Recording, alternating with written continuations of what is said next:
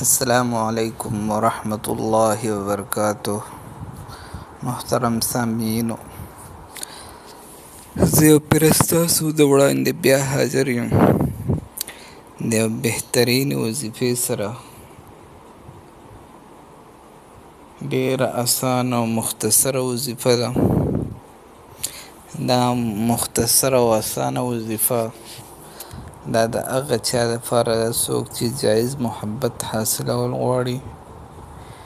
یو سړی دی، د هغه ښځه ده، دی وایي چې د هغې ما سره محبت وي، یا یو کس دی وایي چې ما سره مې د خپلو والدینو محبت وي، یا دغه شانته کې خویندې وروڼو چې کوم یو بل باندې رحم وي، یو بل سره یې کوم هغه مینه وي، دی وایي چې ما ته دې حاصل شي.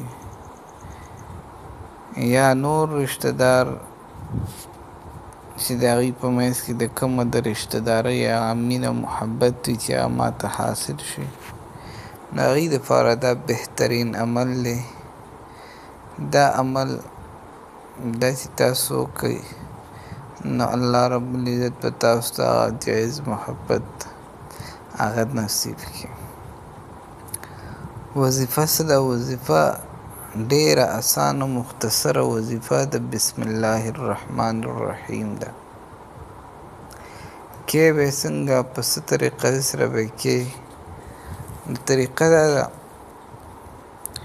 چې 986 پیرې، 14 پیرې یا 786 پیرې دا بسم الله الرحمن الرحیم ووایي.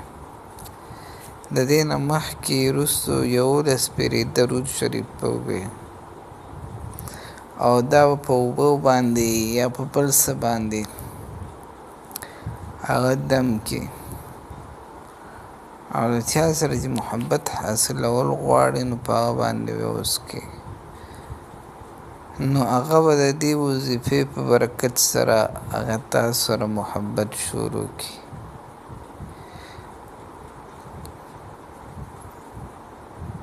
نو دا عمل د دغې دپاره ډېر بهترین عمل دی. که کور کې نه اتفاقي وي د هغې دپاره هم دا عمل کولی شي. دا عمل خو عموماً هر هغه چا دپاره پکار دی چې واده کړی او ښځه خاوند یې کم از کم په کال کې یو پیره یو بل لپاره کوي چې یو بل سره یې محبت سوا شي.